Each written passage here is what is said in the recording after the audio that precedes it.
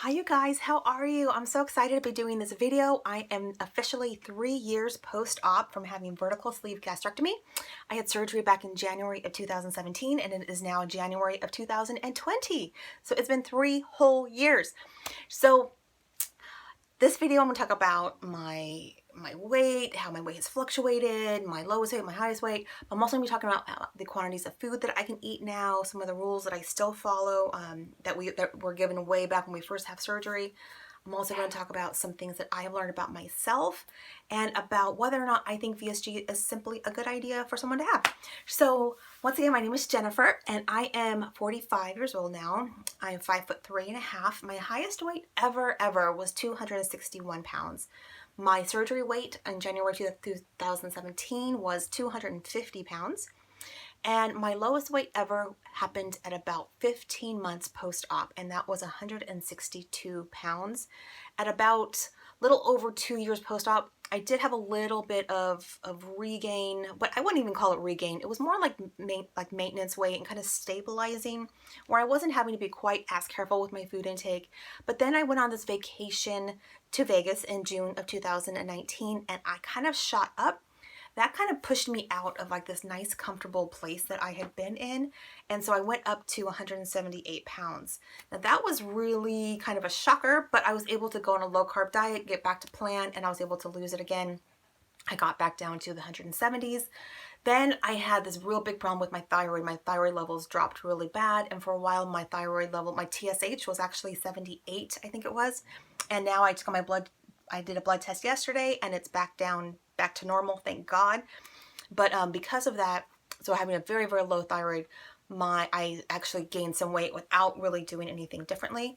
So recently I actually gained, so I've been kind of yo-yoing now again, which is bad because that kind of takes me all the way back to pre-surgery when I was constantly gaining weight, losing weight. It was like this up and down. So I have been kind of fluctuating several times now between 178 and 168. Those seem to be like those two numbers. My happy place is 170, but my body really pulls towards the higher number. But that's kind of one of those things, and I'll talk about in a little bit how that's going to completely change pretty soon, but I'll talk about that at the end because there's a very humongous thing happening in my life pretty soon that is going to affect my weight in a very big way. But getting back to my 3-year info, so right now I can eat about almost half of like a deli sandwich from like Eric's Deli or Togo's. I can't usually finish like the crust or whatever, but I can usually eat most of half of a sandwich. If it's like a thin sandwich, like, you know, a grilled cheese or like a really small like peanut butter and jelly, I can eat almost one whole sandwich. I just choose to really not eat a lot of sandwiches because I really try to avoid carbs and bread, especially because, you know, my stomach is very small, and so I don't really want to fill it up with a lot of bread, and it doesn't feel good to have that fullness. So even if I could, I don't really choose to. I do try to use portion control by using containers. I brought this one down. I'm actually in my daughter's room. Isn't it cute? I wanted to find a quiet spot because got some stuff going on upstairs and I wanted some privacy. So I kind of found this little spot, and she has it decorated so cute in here. I love her room. It's so peaceful in here. But I've bought these cute little these little bowls. This is about 1.5 cups worth of food that I can fit in here. So if I'm going to have really anything like an actual meal, I'm usually going to try to use this cup, and it just kind of gives me some portion control. This is stretching my stomach a little bit, but I feel like I'm not going to be wasteful with my food, and so I usually use a small bowl like this. I don't tend to eat a lot of actual meals. I tend to be a little bit of a snacker, which is not following the rules of weight loss surgery, but I tend to get a lot of my calories from like the collagen cocoa that I make, that I've done videos about. I still do drink protein shakes, but it's because I enjoy them, and I enjoy a lot of like flavors, and I really like the chocolate drinks, and so I heat them up, and they're like hot drinks, and so I do put like flavored like Torani syrups or whatever the brand might be, just to kind of give it like a kind of mix up the flavors. And so I do drink a lot of my calories and a lot of my protein and nutrition from drinks still. Let's see. Let's talk about alcohol for a second. So I didn't try alcohol until about a year and a half post-op. And what I found is that I do not tolerate sugary alcohols very well at all. Like for instance, like wine coolers or even wine. I'm not a big fan. I used to enjoy an occasional glass of wine. I've never been a big drinker, and I rarely drink. But if I am going to have a drink, I definitely gravitate towards drinks that are lower in sugar. Like for instance, I do like occasionally when I go to a restaurant, I might get like an Irish coffee. That is always fun. Now, I actually do not drink coffee on a regular basis because I suffer from very, very severe acid reflux. And so coffee is something that is a very rarity in my life. But every once in a while, if we go to a certain restaurant, I'll get an Irish coffee or something like that.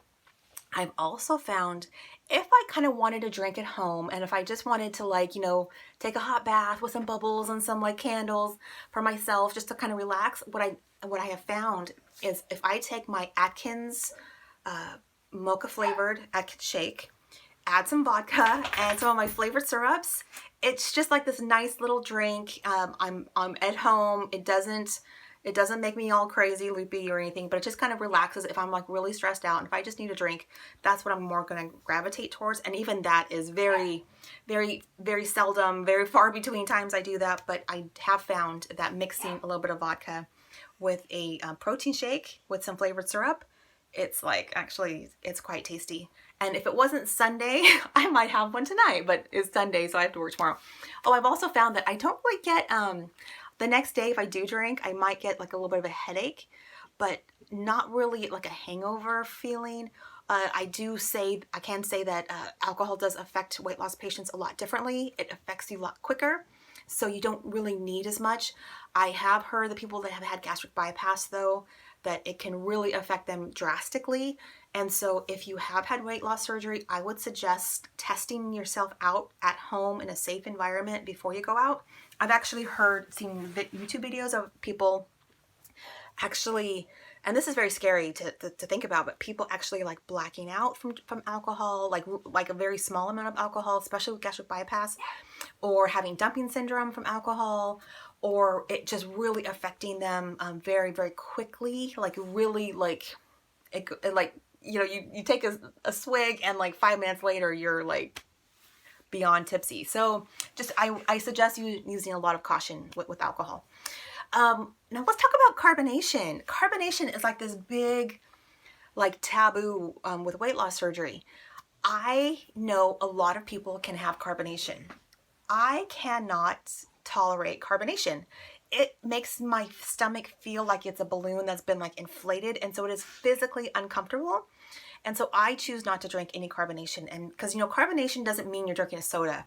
There's now sparkling waters, and there's even like what are those new sparkling drinks that has like a little bit of alcohol in it? I don't remember what they're called. White Claw, white something. I don't even remember what they're called.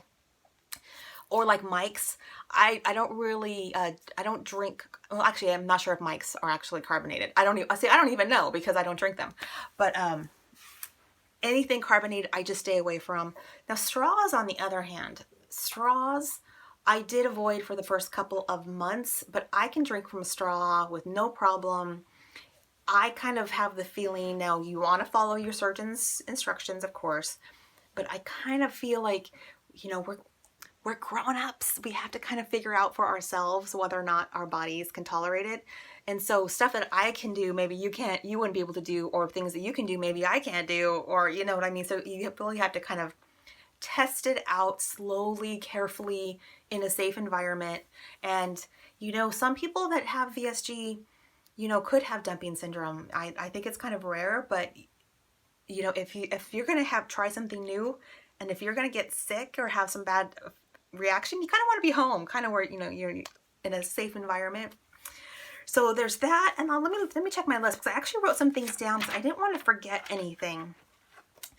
So something else is just how much fluid that I can actually take in at a time. Now, you know, like when you're ripping thirsty, you're kind of feeling a little dehydrated, and you just want to, like, you know, take, like, here's my daughter has a bottle of water. You want to take a bottle and you want to just like chug it. So as a weight loss patient, I would think that it would probably be impossible, possibly ever, to be able to chug a whole water. But, and who knows, maybe someone maybe 10 years out or longer, maybe. I mean, I don't know. I personally could not do that. But I can drink like maybe 5 big chugs of water, and then I'm like, oh, in pain. But I'm usually pretty thirsty when I'm doing that in the first place, that I should have been drinking more water beforehand. If you ever get that thirsty, it means you're not drinking your water very good, probably, which is me. I am very bad about my water intake. But I do, I can drink about 5 big chugs of water and then done. Have to take a break, and then I can have a little more sips later on. So, do I think VSG is a good option for people? I would say absolutely it is a wonderful, wonderful thing if, one, if you do not have acid reflux going into surgery, I think it's a great option for you. I think that if you have maybe over 100 pounds, like a lot more than 100 pounds that you want to lose, you may want to consider gastric bypass if you have a lot more weight to lose. And if you have like a food addiction, or food is like a really integral part of your life, because like surprisingly for me, I actually don't have any food addiction. I had a lot of weight gain because of my thyroid conditions and because of other medical conditions and some medication I was taking. And so I don't personally have that. I've looked, my daughter who had gastric bypass surgery had major food addictions. And so with her food addictions have changed, but she still has kind of some food issues, which I'll do another video when I talk more about Amanda. But so if you have a ton of weight to lose, if you have food issues, and if you have acid reflux, I would encourage you to really consider which surgery might be right for you. But if you have less weight to lose, if you don't really have a lot of food issues, if you don't really have acid reflux, I think VSG is amazing. It is a great tool. It is not extraordinarily invasive on your body. You can recover and live like a normal life, and you can, a couple of years later, you kind of feel like a normal person. You do always will have to eat a little bit less than everybody else, but it is really a great tool, and so I actually highly recommend it. Now, I've got a lot going on with me personally. I mentioned before that I was going to be having something happening in the future that was going to affect my weight greatly, and that is I have been approved for conversion surgery because my acid reflux is so severe that it's caused a lot of physical damage and erosion to my esophagus, and it has developed into a condition called Barrett's esophagus. I also have a 6-centimeter hiatal hernia, and I have just a lot of pain occurring because of acid reflux. And so I have been approved by my insurance for conversion surgery and my doctor. And so on February 12th, I'll be getting conversion surgery to gastric bypass. And so though I'm 174 right now, I do have the potential to lose some weight. I don't expect to lose a ton of weight because I've heard that it's not really a huge weight loss like when a person first gets surgery, they can lose like a ton of weight. It's a little bit different. It doesn't affect quite as much of like the whole brain gut situation. But if I can lose, I'd be thrilled to even lose like just 20 pounds or so. So we'll see see what happens with that. And I'm going to do another video when I talk more about the upcoming surgery and kind of how I'm preparing for that. And so I guess that's it. This kind of went a little bit longer than I expected, but thank you if you hung in there and watched till the end. Thank you so much. Please subscribe if you haven't already done so. And I will see you guys at my next video. Bye.